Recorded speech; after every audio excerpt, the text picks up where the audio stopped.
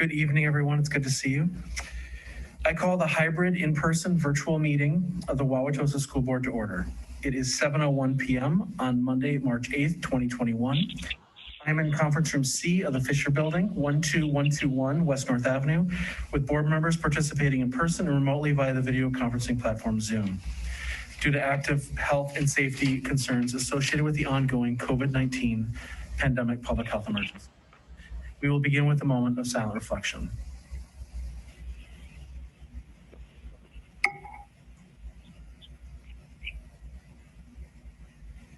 I probably should have also began with a moment of celebration out of the Tosa East boys basketball team winning the state hoops tournament as well, but we'll be celebrating that, I think, at a future board meeting. Ms. Newman, please call the roll. Mr. Doman? Here. Ms. Fraley? Here. Mr. Meyer? Here. Ms. Mufeld? Here. Mr. Phillips? Here. Mr. Rowland? Here. Dr. Jessupanger? Here. Mira Gajria? Here. Eden Jones? Here. Nora Ramofanger? Here. Thank you all for joining us this evening. We will begin with public comment on any non-agenda items this evening. Members of the Wauwatosa School Board value the input of students, parents, staff members, and community members. The board's regularly scheduled meetings provide an opportunity for opinions and concerns to be expressed publicly. The board values all comments and will respectfully consider this input in decision-making. The board requests that individuals limit their comment on each item to 3 minutes. Following any comment, an individual board member may respond on the issue raised. However, it is not the intent of public comment portion of the agenda for board members to enter into a debate with a member or members of the community. Because non-agenda items are not publicly posted in advance, no action will be taken on public comment regarding non-agenda items this evening. Do we have any public comment on any non-agenda items this evening? Molly Delvecchio, you have the microphone. Yes, hello, my name is Molly Delvecchio, 3303 North 107th Street.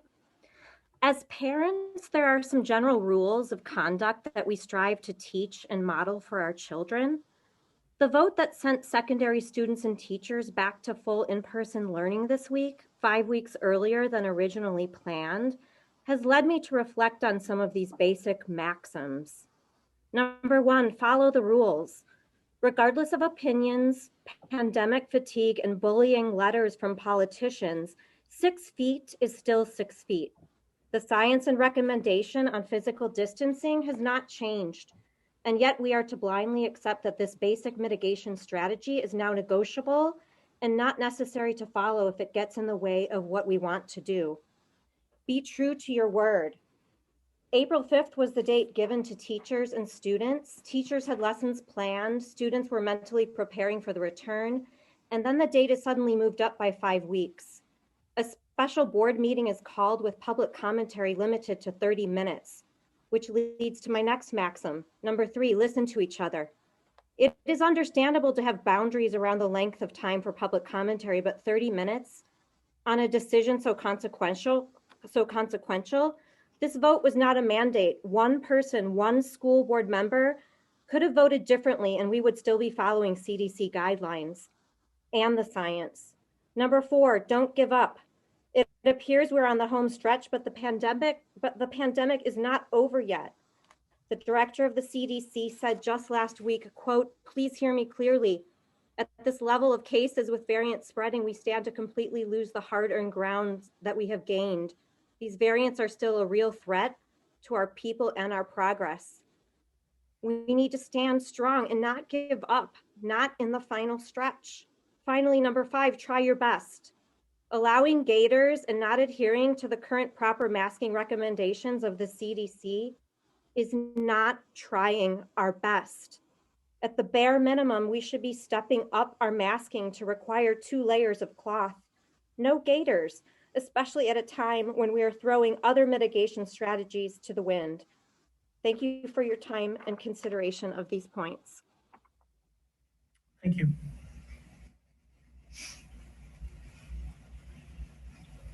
There are no more hands So, raised. Dr. Jessup Anger, may I just make a quick cautionary reply to that? Yes, sir. I have, in my extended family, there is a family tree where 4 generations this past couple weeks tested positive with COVID from 7 weeks up into the grandparent, the great-grandparent. And so there's 4 generations with positive tests over the past 2 weeks. And someone my age, who was very close to me, was admitted to the hospital today. So, folks, follow the rules. The 6 feet, the masks. We can stay safe if we follow the rules. So we do need to follow the rules because it's still out there. Thank you. Thank you, Mr. Meyer. We are going to move on to recognition. Tonight, we recognize 2 student athletes from East High School who qualified for WIA state competition. They are Mason King in boys diving and Ben Mullmans in boys swim. Congratulations to both of you. I hope you, and particularly for the 2 of you and your colleagues on the team, are also very excited about the new pool at East.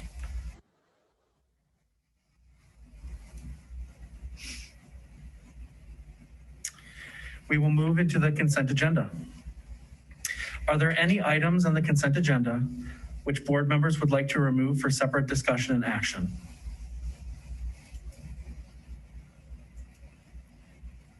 Seeing none, may I have a motion to approve the consent agenda? Move to approve? Second. Thank you. Any board discussion on the consent agenda?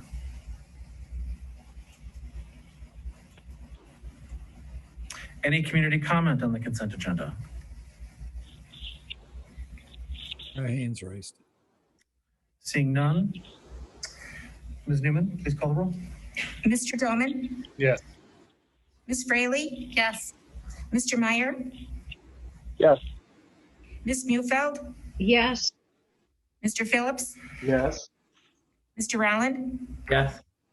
Dr. Jessup Anger? Yes, consent agenda passes. Next up is our teaching and learning report. We have a team with us this evening to talk about the Fab Lab update.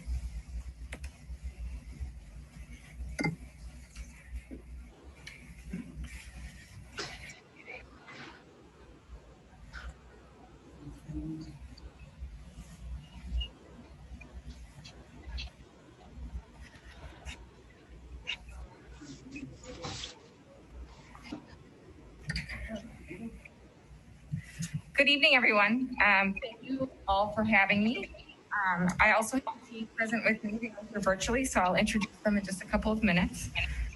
We are really excited to share with you some exciting things that have occurred and are continuing to occur in the technical education world here in Wauwatosa.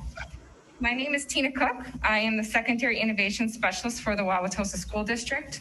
I work primarily with our secondary education teachers in the areas of academic and career planning and development, instructional technology, career pathways, launch, and business and community partnerships. Before I begin to talk a little bit about our journey, I think it's really important to understand the why behind our Fab Lab work and the grant work we've done, so on and so forth. Just to get a better idea of who our students are that we're serving, and as we continue to find ways to engage and inspire them in and beyond our space. So I did include a link here called The Importance of Technology that does a really nice job of capturing our why and who our Gen Z students are that we work with every day.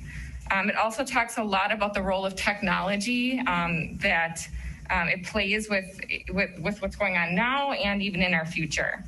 It speaks to what the workforce will look like for our students, and we want to keep that in mind, and how the workforce is rapidly changing.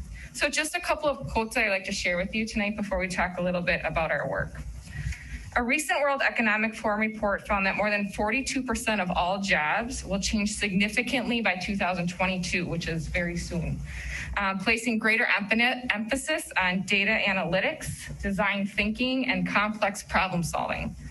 Data and artificial intelligence, engineering, cloud computing, and product development were among the top industries that will see continued growth in the next few years. But today's students are not ready for these careers. The survey asked 300 U.S. secondary students ages 14 to 18 about their interest in and knowledge of emerging technology and skills. And despite over half of the students being interested, at least 80% have received little or no training. The survey also found that 42% of students were interested in pursuing a tech career. More than half said it was because it will require the use of technology. And when we talk about technology, that encompasses a lot. It's really about the practical use to apply concepts to solve problems or to serve a need or a purpose. Yet less than a third felt equipped to use the technologies in their life or career. So the reason we wanted to share this with you tonight is that we know that our students are going to be impacted by emerging technologies, including anywhere from engineering to manufacturing, construction, coding, programming, et cetera. And we have to look at tailoring our instruction and our curriculum to meet the needs and interests of our students. And we also must design meaningful and authentic experiences for students as a way to expose them to the high demand and high interest career areas. Our work also ties directly to the vision of a graduate and the competencies that are outlined here. We believe strongly that our students are the next generation of creators, makers, problem solvers, and innovators who are adaptable, flexible, and lifelong learners. And just in my experience in working with a lot of our businesses and industry partners, is that the most important skill they're telling me that our students need is what's called learnability. Learning how to learn and how to unlearn and to relearn. So it's really important to keep that in mind as we continue to develop our tech ed program, our courses, our curriculum, as they problem solve, collaborate, and work in teams, communicate, and really all of these competencies that we talk about here. So with that, some of our members are joining us virtually this evening. So I'd like to take a moment to recognize them and introduce them this evening. On the upper left is Steve Swanson. He is our tech ed teacher at Wauwatosa West. Comes with us with some college experience teaching in a university. He's unable to be with us tonight, but I certainly want to take time to recognize him. Amy Featherston is here. She is our computer science and math teacher at Wauwatosa West. Currently teaches within the Launch Advanced Manufacturing and Design strand. Craig Griffey comes to us from Brown Deer. He is a tech ed teacher at Wauwatosa East, and he will be teaching in the skilled building trades strand in Launch next year. Does a lot of work with the construction industry. Fran Kelly is here in the upper right. Also is new to Tosa East and does a lot of the Fab Lab courses, and also teaches with Amy in the Advanced Manufacturing and Design strand. Chris and Bill are here. They are consultants with our district, and they have been pivotal in helping us get the Fab Labs up and running in terms of the installation of the equipment. When someone calls me and tells me a machine's broke, I'm like, I don't have no idea how to fix that, so let's call Chris or Bill. So they've been really helpful with that and have been awesome in just looking at our curriculum and our instruction. So I just wanted to take a couple minutes to introduce them. And Chris, I'm going to hand it to Chris and Bill. So if one of you want to take the reins and talk a little bit about our timeline in the past 5 to 6 years and how far we've come. Okay, I guess I can start out just by saying that, in 2014, 2015, I think we were offering 6 sections of tech ed classes at West. And you can just see from this slide of how much the program has grown. And then I guess another important point is the fact that we went from just having West, a program at West, to having 2 really great programs at both high schools. And also want to mention that if you look at the 2016-2017 courses that were offered, and you can see there, there's a class called Intro to Woodworking and Construction Technology, cabinet making, light building construction, those courses are all now tied into the Career Connections curriculum, which is a partnership with the International Brotherhood of Carpenters Union. So our students are actually, if they're interested in a career in the building trades, mainly in carpentry, they can take these courses and get certifications that will help them enter the trades as advanced standing, basically. Instead of coming in as a first-year apprentice, they actually come in at a higher level. So we're continuing to grow the program. We added the Fab Labs at both schools, and we're continuing to develop the curriculum and bring it up to where we want it to be for this time period.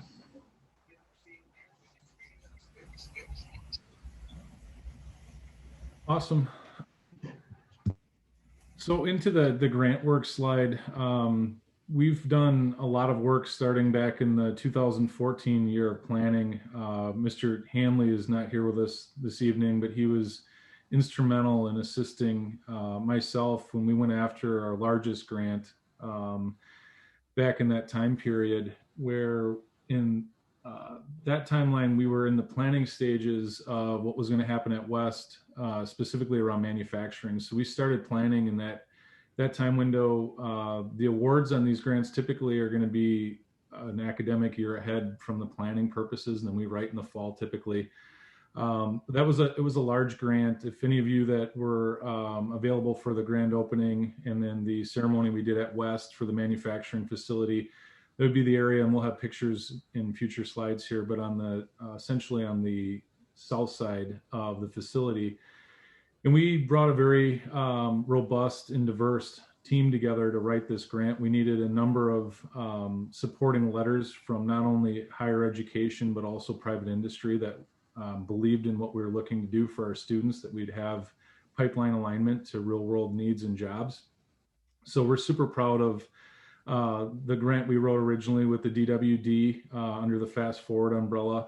That helped us gain access to all of our Haas machining equipment, and also a very small amount of facilities dollars came in for that as well, that helped with the vestibule. That is our secure entrance from the outside for our Fab Lab and general tech ed needs.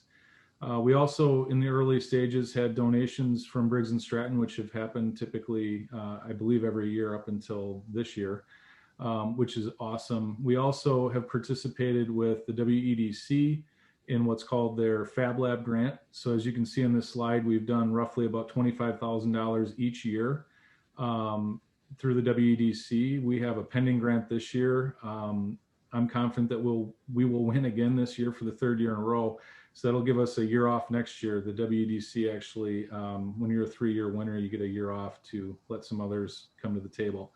But at this point, we've spread the wealth between West and East, and we've acquired a lot of really awesome equipment at both facilities through the Fab Lab grant. So the largest piece to note, obviously, is the Fast Forward grant. That was a $50,000 grant that we wrote that helped us get started with the manufacturing practice over at West. So some super awesome teams that we brought together. A lot of the learning crew that we had that has since retired has been instrumental in a lot of the assistance in writing through those grants and reviewing those grants. So we're super proud that our team has done some great grant work in the district. So we're just going to talk a little bit about some of the photos. We'd like to share some of the exciting work that we've done at Tulsa West and Tulsa East. I'm just going to open up a couple of these photos if you have time to just take a look. I love seeing the before and after photos at both spaces. So the first slide really looks at West, and then the second slide, the second page is, third page is the before and after at East. So I am going to hand it over to Bill and Chris. This is their expertise to talk a little bit about some of the equipment here, and then hand it over to Featherston to talk about some of our projects that we've done. Bill, I'll just go real quick and I'll pass to you. But essentially, our main goal for the renovations really was accessibility and visibly being seen. Our spaces in the past were very traditional in sense, meaning they were siloed off by discipline, meaning if it was metals or woods or auto or whatever it might be. We had beautiful corridors of hallways that unfortunately were blocked off that no kids could see in for the wonderful things that we do with them. So any of you that have had a chance to walk our halls or see the before and after pictures, now at both schools, it's very abundantly clear from a hallway perspective and or like at East where you can come into that beautiful facade of glass and see in what our students are doing on a daily basis.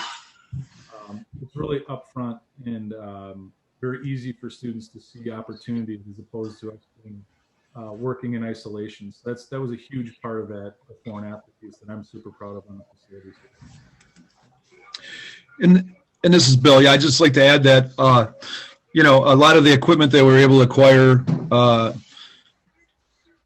has allowed us at both schools to, like Chris mentioned before, prepare our kids for that career pipeline in construction, manufacturing, and engineering.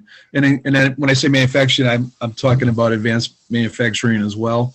But what's been, and as far as construction is concerned, what's been done at East as far as that program and preparing kids for the skilled trades is pretty amazing, really. So what's been done at both schools and the opportunities that it provides for our students are second to none, I guess I would say.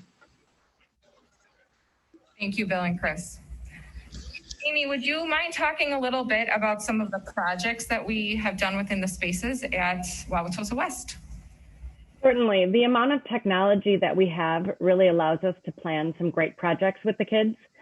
It's one of my goals to teach the kids the code behind the things that they're creating. We work to show students what they can physically create using code on our advanced machines. Our students have had the opportunity to apply coding concepts to our embroidery machines, our vinyl cutter, our laser engraver, our CNC machines.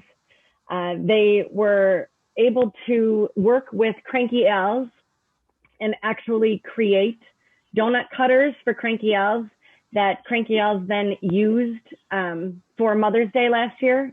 So the kids got to see their work in practice, which was awesome. That's the most TOSA example ever. That's fantastic. The kids absolutely love doing that project. One of the great things about having all this equipment is that the kids get to figure out what tool is going to work best for their project. So rather than us dictating a prescribed project, we're able to plan more open-ended projects so kids can problem solve and figure out the tools that they're going to need.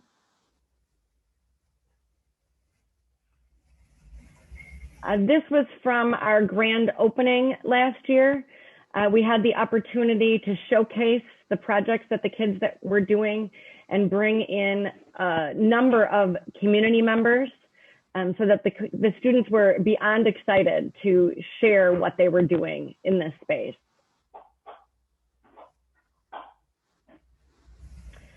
This was a project that our students worked on with Milwaukee Tool. As part of the launch program, they entered a competition at Milwaukee Tool, and this group was building a traveling toolbox that could follow a construction worker around a work site using an app on a phone. So we're really trying to tie all of the different pieces of technology together in this new space. I'll just quick talk about this. This is Amy on the right. So that's our launch students last year after they were reflecting on the Milwaukee Tool process. We have also had Children's Hospital and Bolt Construction come in and just do a really nice job of informing our students about careers that exist both at Children's Hospital and Bolt Construction as they were building the new facility at the hospital. So these are some guest speakers that came and they did some activities. I think this was literally the Friday before COVID, so we snapped a good one and got it in there. So Thank you, Amy. And then I'm going to actually hand it over to Fran Kelly, who's been working in this space at East a little bit to talk about what's happening there. Yeah, hi everyone. Really excited to get to talk about the brand new beautiful space we have over at East. I will say a couple misnomers been thrown around. I haven't yet actually been able to teach in it. I just get to hang out next to it and watch all the cool stuff that Mr. Griffey gets to do. But looking forward to getting some of my own classes in it next year. So this is just the big open shop area. That was, as I understand it, one of our big goals in terms of, Chris already mentioned it, but like space and allowing people to see in, but also just having a ton of workspace for the kids to do some of the cool stuff. And we'll see some of that stuff in some of these next upcoming slides. It is, if you haven't been down, it is truly beautiful. This is inside the lab design space where we've got our vinyl cutter, our laser cutters, and our 3D printers. These are some of the Fab Lab specific classes, some Think Design Make going on here. Right now they're making cell phone holders that they can put on their desk right now. And really we're excited to explore some of the bigger possibilities that we've been a little bit limited in terms of collaboration this year with a little bit of the 6-foot spacing and trying to keep kids, safe as possible. But we're excited about the collaborative opportunities of the space. It really lends itself to kids working together. So that's something that we're pretty excited about. This is kind of the other side of things in the big space. You can see on the right here the just beginnings of one of the really cool projects that Mr. Griffey is having the kids do. They are building a bathroom, every single component of a bathroom from bottom up. They're doing foundation, they're doing flooring, they're going to do plumbing, they're going to do drywalling, they're going to do electrical. The kids are going to build from the ground up a working bathroom. And I just think that's one of the coolest projects to showcase all of the different trades that the kids are going to be able to get a hand in and to get on their way towards these certification processes that we're talking about. And we have the space and the ability to do it because of the wonderful things that we've been able to accomplish. And I think we've got a little bit of talk. Mr. Griffey's been really great about opening up the space, not just to our students, but to community. And so this is, he hosted his first open shop Saturday about a week ago, where community members could come in, see what's going on in the space, see what their, hard-earned tax dollars went towards, and also get a chance to use some of the machines themselves to, if you've got a tinker project that you've been working on and you just need a bandsaw or something like that, and you need a certified person to kind of keep you safe. It's really a cool opportunity to involve the community in some of the awesome things that our students are doing. Kids were there during these open houses to showcase their work and also to help community members on, what they would want to know or learn or do. And this is just showing one of our new machines in action. They're making cutting boards. They're pretty cool. I have requested several, but I'm just going to resell them. I think the kids probably are going to keep them. But. And Mr. Kelly, this is a good point too. This is a WEDC grant piece of equipment. So this is one of the pieces that was a match grant component from last year's grant winnings. So it's a super cool piece of equipment that the kids are utilizing right out of the gate, which is super awesome. Thank you, Fran. So we have also immersed ourselves really in the work of what we call regional career pathways. It's actually something that our state has really started with a couple of years ago with the purpose of really better preparing students for life after high school, whether that's college or career or even military, and just providing more guidance for them in terms of what courses to take, what experiences to have, what certifications to go after. So we are looking at developing our advanced manufacturing pathway. We currently have a construction pathway and a patient care pathway that's been approved by the state, but we do have some work to do in terms of just the cohesiveness of that. And both of those pathways do leverage our Fab Labs quite nicely.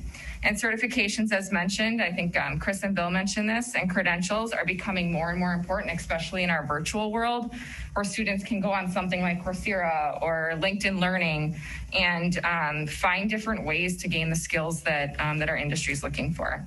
We also are continuing, as mentioned, to develop the launch program by providing experiential learning opportunities for our students. So we've created strands in advanced manufacturing, construction. Elmbrook does have an engineering strand.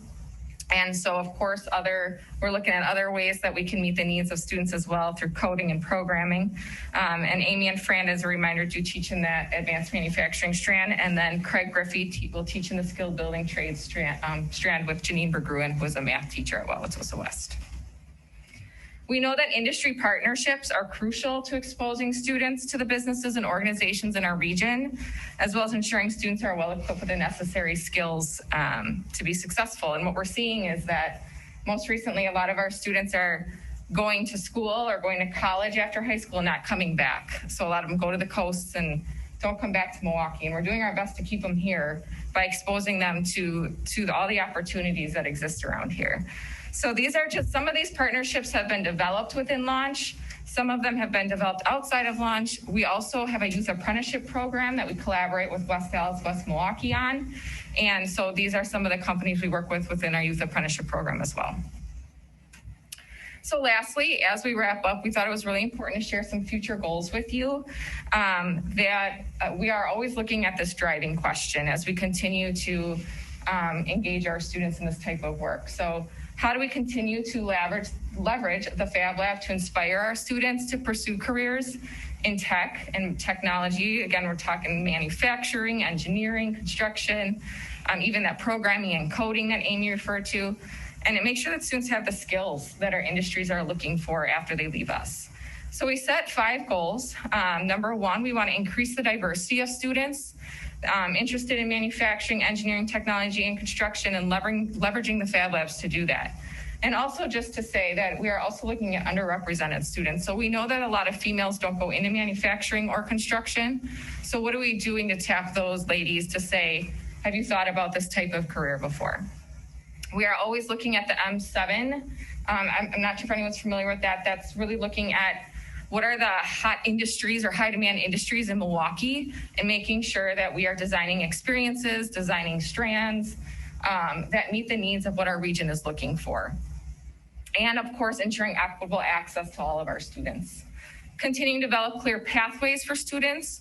So by the time that they're in 7th or 8th grade, and they maybe want to try engineering, they want to try construction or manufacturing, there's a list of courses and experiences that they need to start thinking about as early as freshman year, so that they are best prepared by the time they leave us. Keeping current on changing technologies. We know advanced manufacturing is very different from manufacturing even 5 years ago. And so we need to keep up to date with things like robotics, automation, and some of those other pieces that are really important to the advanced manufacturing fields.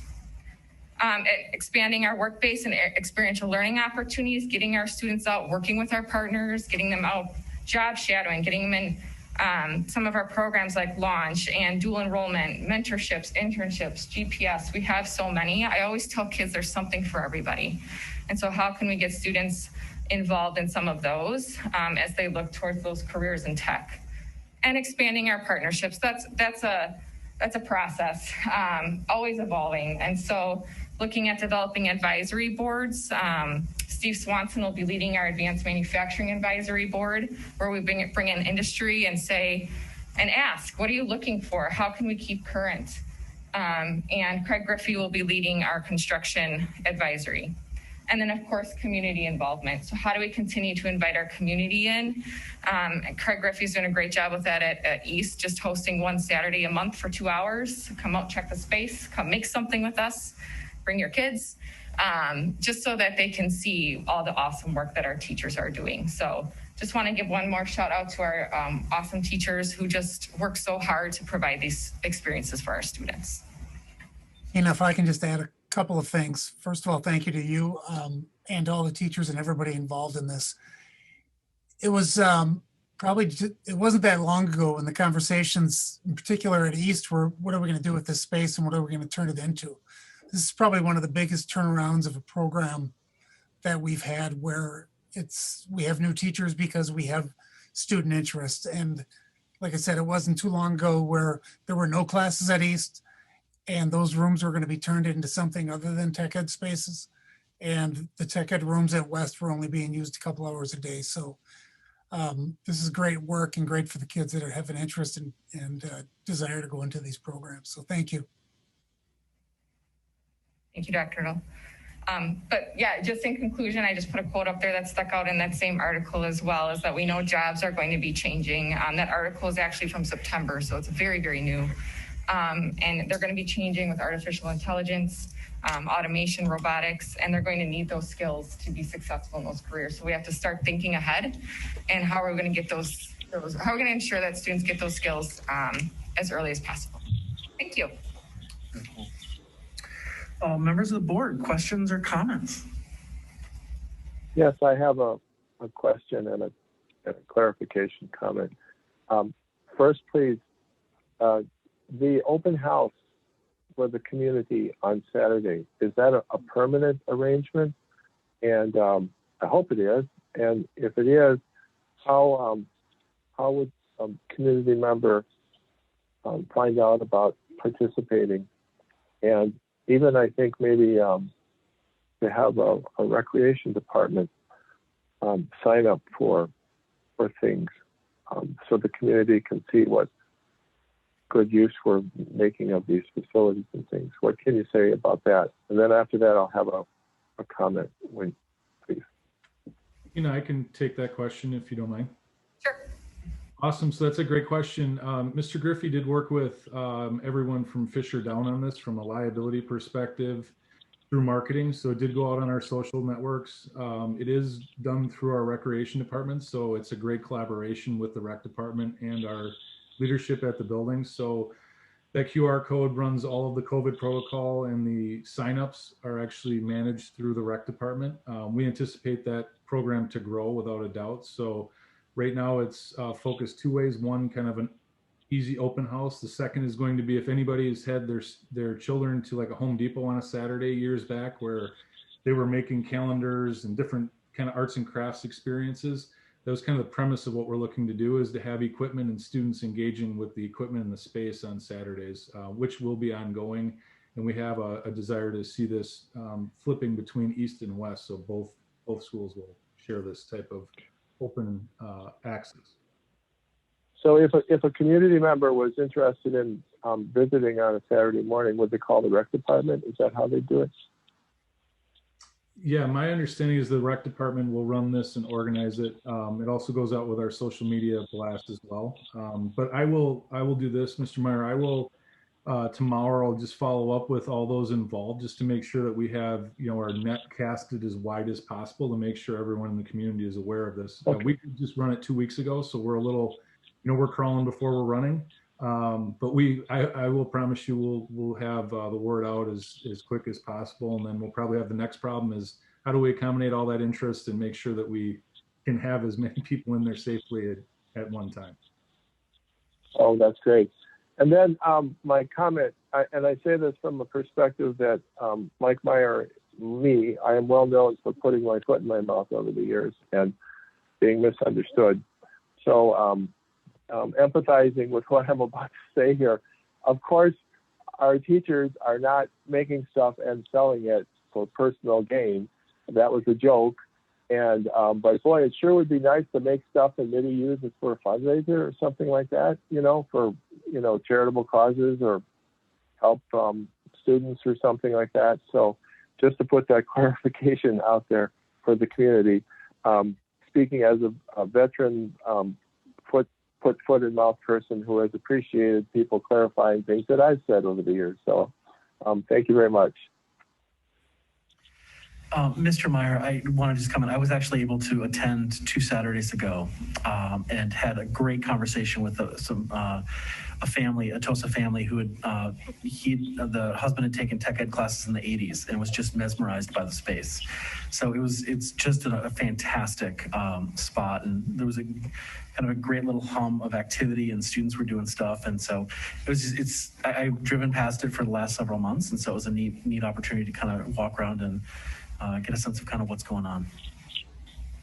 Yeah, these things they're making it to me I'm not good at that stuff, and it just looks like magic what they're doing. You know, the artistry and the craftsmanship and the you know, you look at the seams on the joints of the wood pieces and the angle on the cuts of some of those things we saw there. I am just so just in awe of what you're doing there. So I just say thank you for what you're doing for the young people and for the community.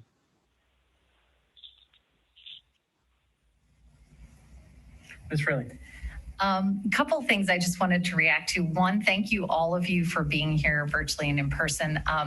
As the only girl in the secondary level woodshop class in Lenape Junior High in, I guess it was probably about 1985, thank you for calling out wanting to look for ways to engage young women in these careers, because I think there's just a huge amount of opportunity. And I'll be quite frank, I didn't go on to level 3 because I was the only girl and I was really lonely.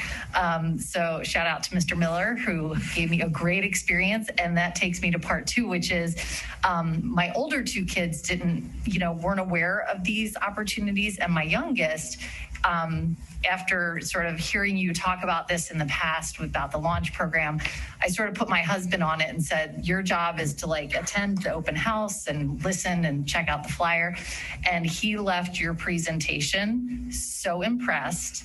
My youngest is signed up, is so excited. Mr. Kelly, whatever you're doing in class, keep doing it.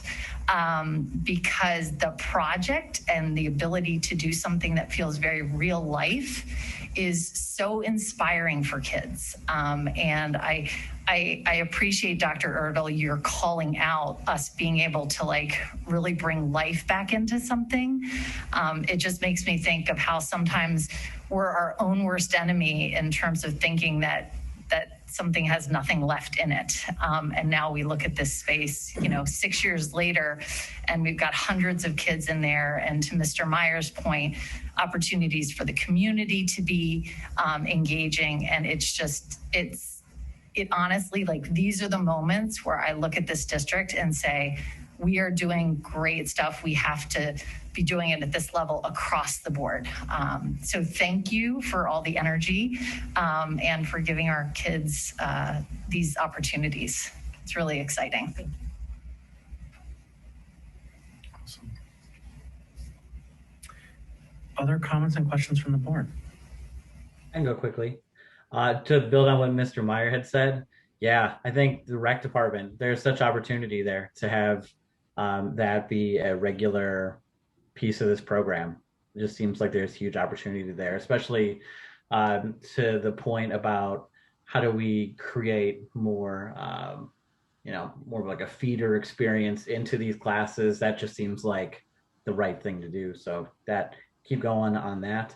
And for the, gender equity, working for a company that spends a lot of time and a lot of budget trying to find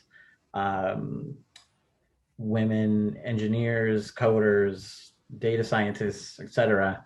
And as a person who markets a lot of that content and spends a lot of his time figuring that out, this is a huge area of opportunity for these students, especially for students of color or for students who are women and are exploring this area. So I'm curious to know if there are folks who have a lot of energy and passion and fire for that. How can they get plugged in? Are you guys creating any kind of advisory council on that topic specifically? Because I think there's just a lot of people, especially in our community, who would be great to tap to think through ways to either market the class differently or to, think through what is in the class. Is it equitable in that way? Or is there enough, creative, interesting ideas that cater to, anybody with any interest? So I guess if somebody wanted to just spend some time on that, where would they go? Yeah, I think that's a great question, Mr. Rowland. I think that's something we're consistently working on. And we talk as a team how important it is to even start at the middle schools. I was just telling a couple members of our team that once it's even sophomore, junior year, it's almost too late. And so what are we doing in our middle schools to really leverage that beyond even our STEM programs, really tapping into our technical education courses, looking at, we've also, there's people within our community that are really interested in getting at like a girls who code club. And so really starting something like that up and running. And I know we have some teachers who are really interested in that. So I think that is a very appropriate next step in looking at what can we start doing even in our middle schools to get girls more and more interested in not just coding and programming, but just the making and creating and innovating piece of it. It's so interesting. We work with a female plumber, and she talks about it every conversation. What are we doing for girls in plumbing and construction? So it is something we are constantly talking about and trying to do what we can. But I do agree that some more targeted strategies are some really good next steps. And if anyone from the other team wants to add to, please do. Yeah, this is Bill. I would just add that before COVID, we had all the fifth graders over from, I can't remember what elementary it was from yet, but we did an awesome afternoon project with them, and we had a bunch of our seniors that had taken a couple of Fab Lab classes working with them, and it was just a great experience for them to see what goes on over there and what the possibilities are. So, it opened it up to boys and girls from the elementary school. So those are more, we'd like to do more activities like that as well to get the word out. And that also dovetails really nicely with our community open houses that we're hoping to see, young female attendees that are coming with mom and dad so that they can break those barriers down, that space is not an old, dark, dungy, nasty place for all the boys to go that have no better place to be. We really are trying to break down that barrier, that this is a welcoming, warm, and space for all innovators, regardless of what you look like or what you like. It's a place for all of us to come together and do some really awesome stuff. Sean, from a marketing perspective, I think it comes down to it's internal first.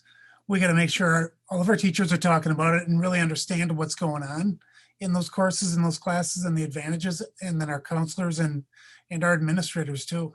That's where the support buy-in and really needs to be, because there's a lot of conversations with kids that take place either with counselors or with the administrators about directions they're going to go. So we've got some work to do in that area.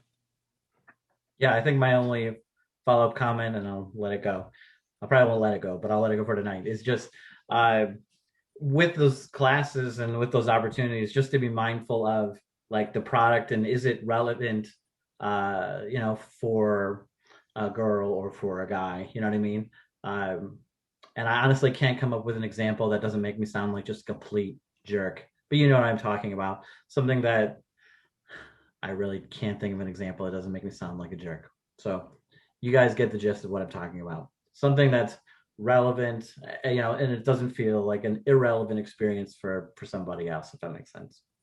That's a great comment. And ultimately, with us having a diverse team itself helps a ton. Like our background of being a bunch of males sitting down in the tech ed room, no wonder why we couldn't figure out how to, work better with girls. So having, a lot more female representation in our staffing, which is deliberate to make sure that we represent that look, if you will, even from the professional side. I've noticed the growth is leaps and bounds to be, diverse in that nature as well professionally. Awesome. Thank you. I just wanted to add that it is definitely my passion to make these classes equitable for everybody. And part of that just comes in the planning of the projects. Like you said, allowing the kids to have voice in what they want to create goes a really long way for creating that equity. I'm also the advisor for a brand new Women in STEM club at Tosa West. And we want to continue to involve the community in that as we move forward. The girls are excited to be back in school, and we can begin to hold some meetings this spring in our Fab Lab space, because I want to expose girls to that space and to that equipment, so they understand that it can be used in so many different areas. Thank you.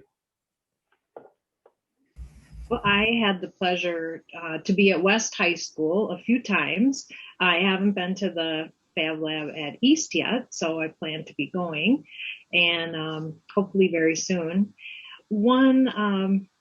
It's just fantastic opportunity. And years ago, when we couldn't keep our trade school going, since then I'm routinely asked about this in the community, and there's a lot more interest, and people are starting to connect the dots about the trades and other opportunities that are coming up with you name it, but things are changing, just as you pointed out in your presentation. So I'm excited to see that, and I'm excited to see the interest in the program and our investment in these facilities. So I wanted to ask, what can the board do to help? Many of us work in the private sector, and could we help make some connections in helping with these community and partnerships in different industries that we might be able to help with? How can we organize around that? That's a great question, Sharon. I think that if you have any connections at all with industry, and it doesn't even, obviously we're very involved with the manufacturing and engineering and construction world, but I would say if any business or organization wants to get involved with our students and our schools, please pass their name along to me. And I will meet with them. We sit down for 30, 45 minutes, and I just ask questions. What's going to bring value to you? What's going to help your organization? What would you like to do with our students? And every organization is looking for something different. Some just want to come in and be a guest speaker. Some want to come in and work on a project. Some want to facilitate some feedback sessions. So it really depends on what your organization is looking for. But there's always a way to get involved. And so I tell anyone, if you have any connections at all, please pass their name to me, and we will find something for them that will bring value to them. So thank you for asking. Yeah, I was kind of thinking about summer internships maybe, or something like that too, opportunities that way. Absolutely. We're also a little early on with most of our steering committees and industry advisories, but once we have those scheduled and those partners have been brought together, I think it would be very appropriate to send that invite out to the board if there's folks on the board that have an interest in, let's say, manufacturing or in construction, or even if there's not an interest, but you just would like to have more of an awareness. You would all be welcome to attend those. I'm guessing they'll be virtual for a little while until things change that way. But if anyone was interested in that, we could certainly send those, your way as well, and someone could join from the board just from a perspective awareness issue. We'd be happy to do that as well. So, thank you, Chris. I am very interested in that.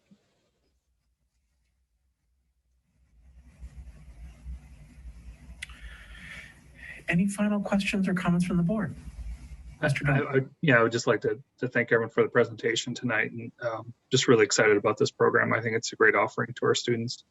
Like Miss Meefield, I often hear, excitement around this program, and even people who, seem to think all we do is care about kids who are going to go to a four-year college. I think this is a great example that Wauwatosa wants to provide opportunities for all of our students, whether that's career, college, wherever they're extended to go. So I'm excited about that. I was really excited to hear that we're partnering with a female plumber.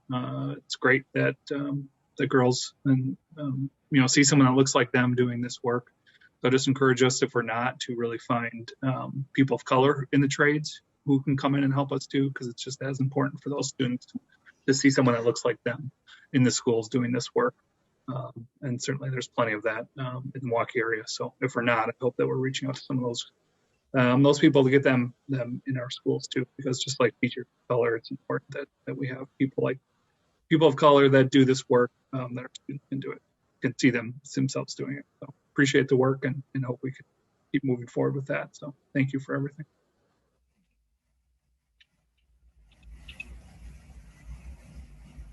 Mira, did you have a? Actually, yes, I was just going to say that I am actually taking Advanced Manufacturing and Design, the launch strain next year, and I'm really excited because, and thank you for all that you've done, because I took tech classes in middle school, and as they started to get more and more all boys, I stopped taking them.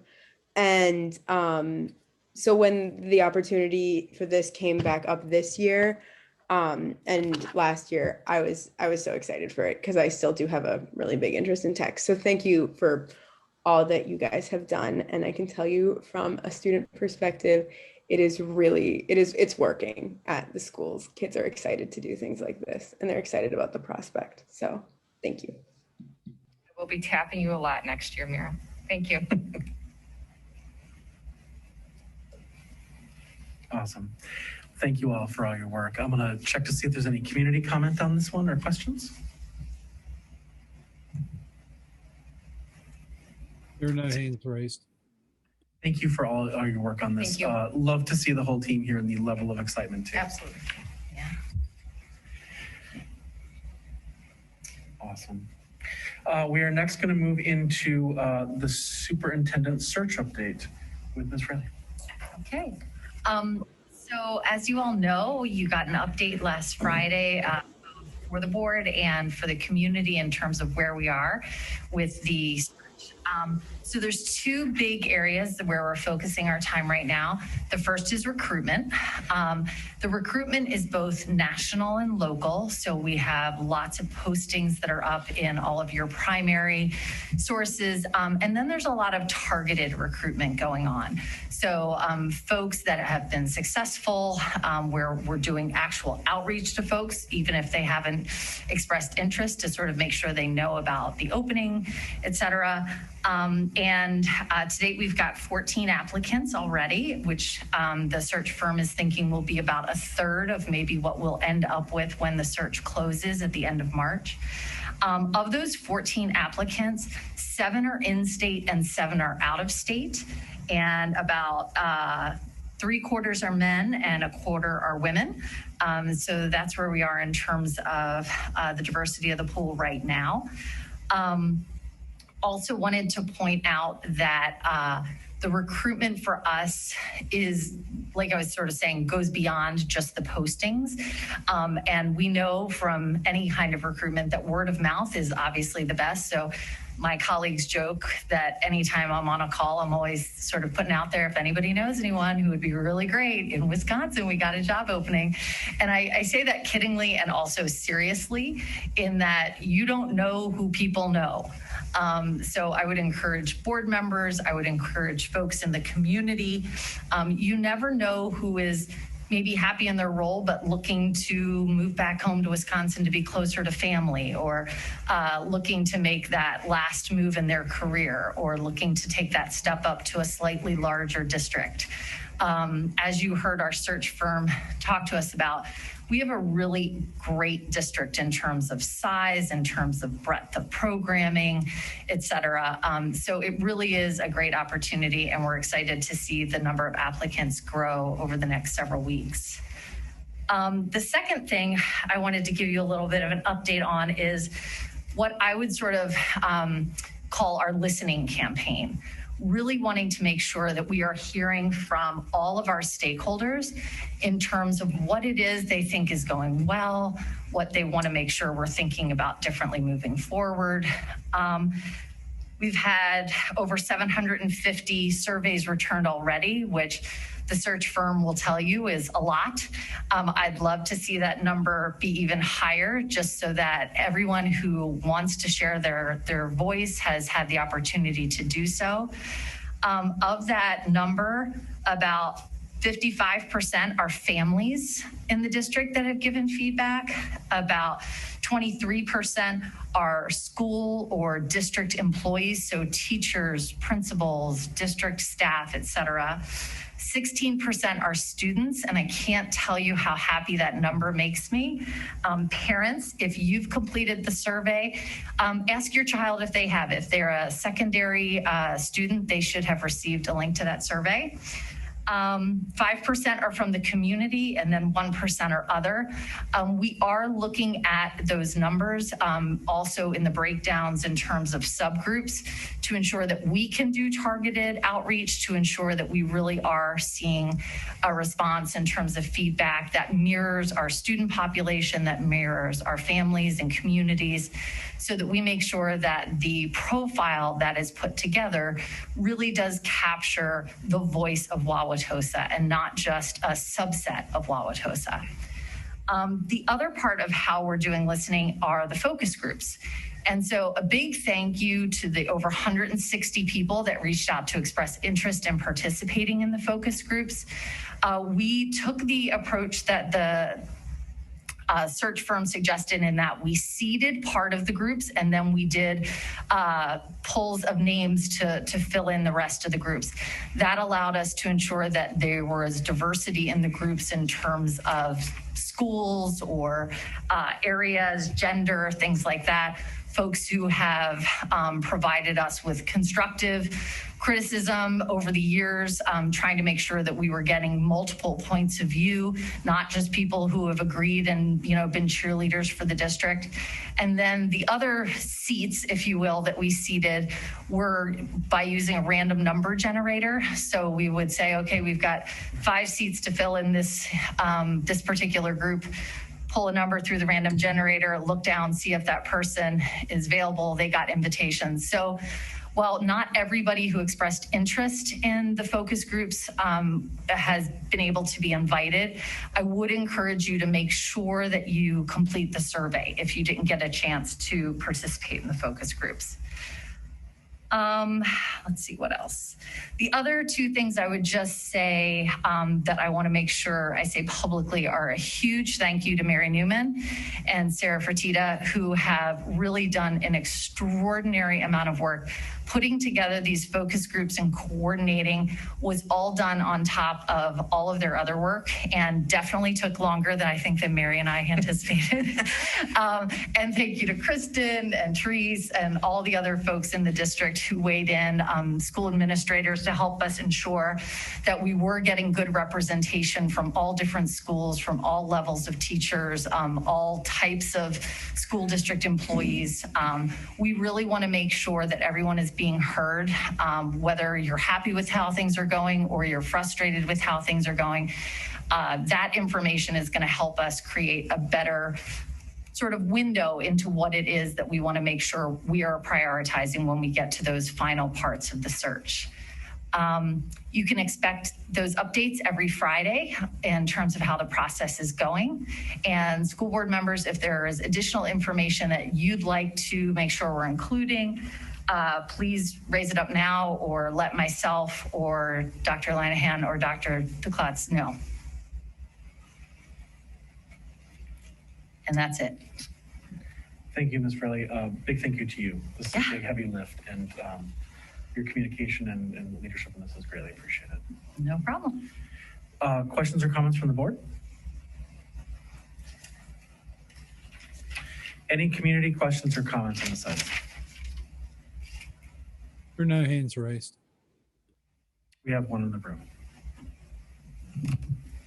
Joe McLeod from 772 North 116th Street. I'm very excited and very happy to hear that the search is going so well. In particular, that we've got a good number of candidates from out of state as well as in state. I do believe that, especially for looking out of state is a very good choice for us, or at least outside the immediate area. I think we want to make this net pretty broad. I am sad, however, when it comes to the communication and the community involvement with this issue. 2 weeks ago, I was standing right here and addressed a couple of different issues, and I will address them again tonight. The one being the use of the in-service as a way of conducting business by this board for this matter.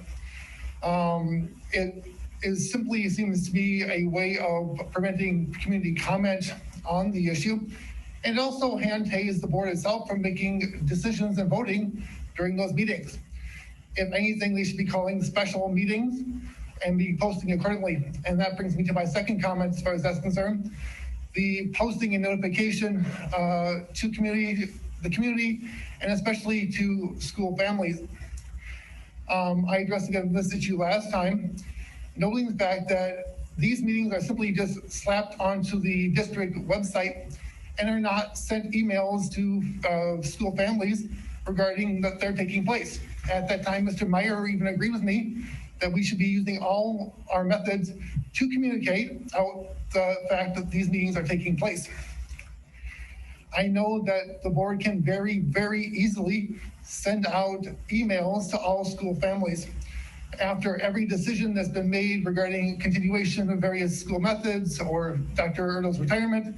Within 30 minutes, school families got an email.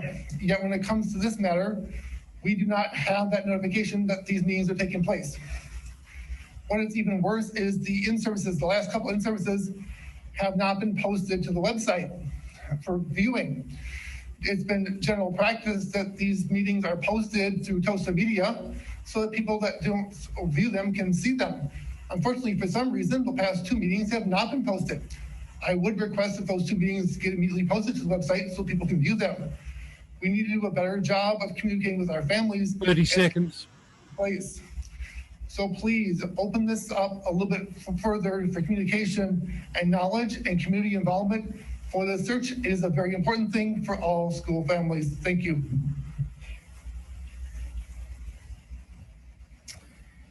We do have an attendee virtually that has raised their hand. LR, you have the microphone. Please state your name and address. Hi, Laura Ryan, 309 North 69th Street. I was actually raising my hand to say the opposite of what the gentleman just said. I was appreciating all the communication that's been going on with the opportunities that we have to attend meetings for the superintendent position. Yeah, that's all I wanted to say. Thank you for that. And all the hard work you've been doing to, get a really thoughtful hiring process done. Thank you. We have no more hands raised. Dr. Joseph Anger. Yes, Mr. Meyer. May I speak just for a brief comment to answer what Joe had to say? I agree with Joe that if we're going to in-service on Zoom, and I'm on Zoom right now, of course, that there should be a public link if there hasn't been. And to comment in general on the in-service, the in-service had more meaning when we weren't on Zoom because it allowed the board to sit around a table and have a more freewheeling discussion, because for the most part we aren't allowed to talk in private outside of a meeting. So as we come back to in person and we aren't on Zoom, then if people who attend the in-service, and I'll also say that public attendance at an in-service meeting has been extraordinarily rare for as long as I've been on the board. It is very unusual to have a member of the public attend an in-service meeting. So it never much mattered that there was opportunity for public comment because the public never attended anyway. So the whole Zoom thing we have going on is kind of upended our paradigms about how to do things. And some of that is not on purpose.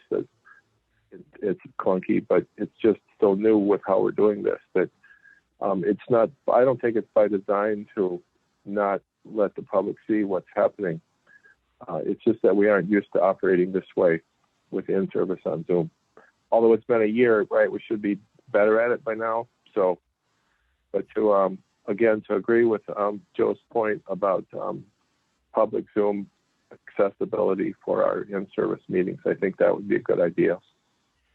Couple important clarifying points. I believe all of our in-services have been available via Zoom. They have. The only one that The only one that was not was when we were interviewing the finalists, so as to not advantage or disadvantage any of the groups who were presenting before first, second, or third.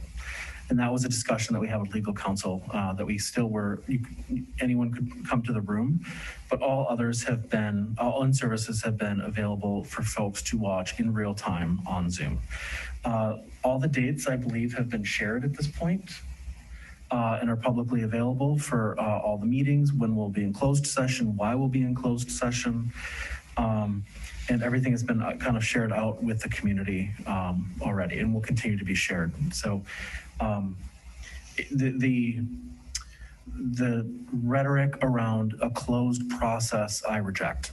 I think it's been very open. I think it's been very transparent, and we'll continue to strive towards doing that. But again, every in-service except for the interview with the finalists, because we didn't want to advantage or disadvantage who went first, second, or third, has all been available via Zoom. So, Dr. Jessup Banger, I apologize, and I stand corrected on my recollection of our Zoom availability for in-services. I was confused by that. And I recall now exactly why we did not have a Zoom for the interviews of the candidates. So, certainly the public has always been welcome in the room, and so thank you, Doctor, for correcting my misstatements on that. And Mr. Meyer, in the midst of some 7 to 8 hour meetings, there's no way we could possibly keep track of all this. So I just wanted to clarify that. Seeing no other kind of comments or any questions, Ms. Fraley, big thank you for your work. I'm really excited. Our consultants said that they were expecting a lot of feedback, and we've added, I think, 5 focus groups from what is the norm, and tried to really open this up as broadly as possible for community engagement and feedback. What we know about TOSA is people care about education, and it's a great thing of being in this community. Final public comment on any non-agenda items this evening? There are no hands raised virtually. Okay. It is 8:12 p.m. Can I have a motion to adjourn? So moved. Second. Thank you, Sean. Ms. Newman, please call the roll. Mr. Doman, Yes.